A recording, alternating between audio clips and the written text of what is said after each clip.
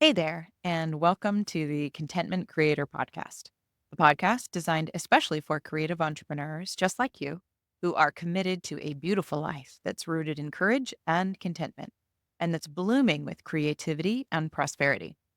I'm your host, Ellen Broen, a certified life coach, a singer, a mother, and a lover of alliteration, dogs, and deep conversation. This podcast is designed to become a part of your daily routine to help you, fellow contentment creator, dig deep to clarify your life vision, catalyze your creative flow, and fuel your entrepreneurial fire in just a few inspiring minutes each day. Each episode will focus on how it truly is possible for you to be and have all that you desire through creative and courageous perspectives and practices. Please follow and rate this show in whatever podcast app you listen on so you never miss a day, and join me on my mission to help a world full of content creators become a world of contentment creators. Each Tuesday, we will talk about creative play. And today's episode is all about how to unlock your creativity and overcome your inner critic. Pretty juicy topic to cover in under 10 minutes, but I love a good challenge, so let's dive into it.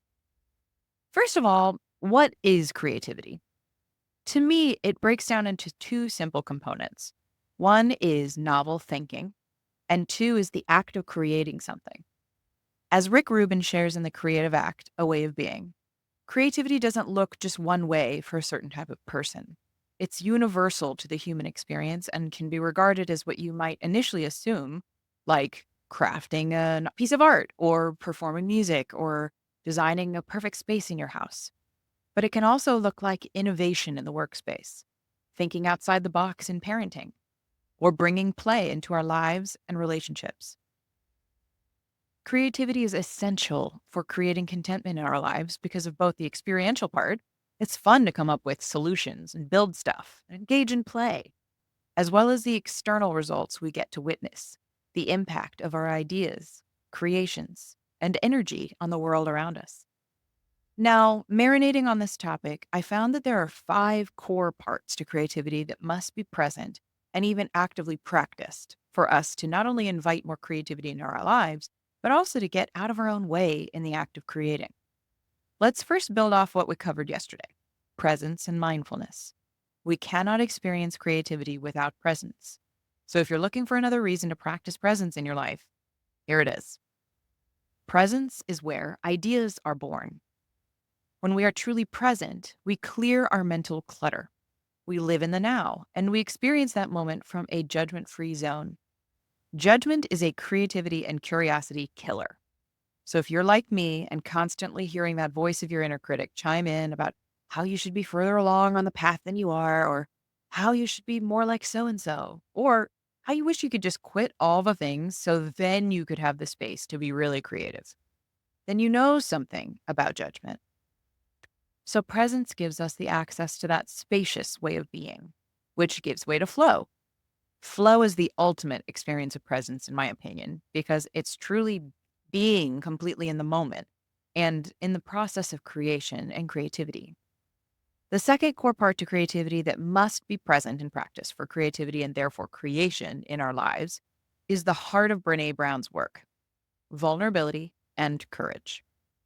Embracing imperfection and starting something without knowing exactly how it's going to go is a vulnerable experience and a courageous act. When we welcome the mess of not knowing, we are actively leaving our comfort zone and entering the field of possibility. The experience of that for most invites fear: fear of failure, fear of not being good enough, or even fear of our own power, as Marianne Williamson believes. Being creative requires moving through our doubts and fears of not knowing how to do something and doing it anyway. To me, starting is the most vulnerable and courageous act to take in the process. Then, the third core part to keep going in that process and not give up revolves around self-trust. Some people refer to this as tuning into your intuition, trusting your instincts, going with your gut. All of these are the manifestation of self-trust. We cannot allow ourselves to go through the messy middle of the creative process without self-trust. This might be the hardest part for most of us creators because it means a number of things. One, trusting ourselves means that we let go of how we think it should be going and instead accept what it is. where we are, who we are.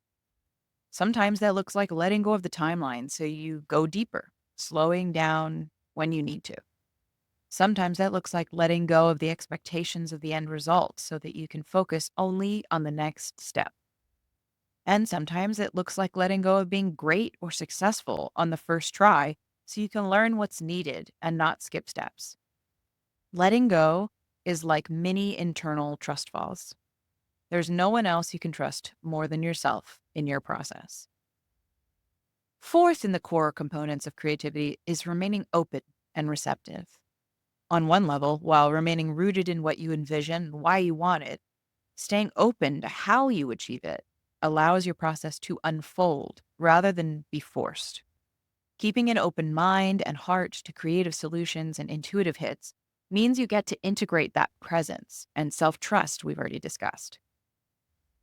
The most critical choice points have less to do with what you do to achieve the goal or create the thing, and more to do with who you are becoming in the process. On another level, staying open and receptive can also be a practice in relating to spirit, source, the divine, God, or the universe, whatever you choose to call it. In Rubin's The Creative Act, among many other texts, he explores the concept that ideas are gifted from a universal consciousness. If you're open, you're more likely to receive that hit of inspiration and clarity from the divine. Through prayer, meditation, or simply moving through the process, that leads you where you seek to go. And finally, the fifth core element of unlocking creativity, and most especially overcoming the doubts of your inner critic, is self-compassion. The good news and bad news is that all of us will always have an inner critic. You are completely normal for having that voice that questions and doubts and fears change and growth. It does take work to distinguish that voice from your true inner knowing or your intuition, and we will never truly silence that voice. So, how do we work with that voice instead of against it? The answer is self-compassion. In the same way, when a toddler is having big emotions or fears, our job as parent is not to remove the feelings or fears, but simply be with them through it. That's our job with our inner critic. When those fears are loud, we listen and show ourselves tender compassion. We can even take a meditative approach, like we covered in yesterday's episode about presence, where those thoughts and fears and feelings are like leaves floating down a river that we can simply observe and not follow. And when we aren't able to tune those voices out or let them float on by, we lean on our trusted circles to remind us of how that gentle, loving care sounds. And we accept that compassion. So, my friend, practice deep presence. Allow yourself to be vulnerable in your courage to start. Trust yourself through the messy middle. Stay open to the unfolding. And have compassion for yourself when things get hard. You are no stranger to the journey of creation. But I hope today's episode offers you an interesting new place to play creatively. Join me here tomorrow for a deeper look at creating that trusted circle that makes all the difference in your journey as a contentment creator. If you enjoyed today's episode, please show your support by rating and reviewing in your app of choice. It would truly mean the world to me to hear from you.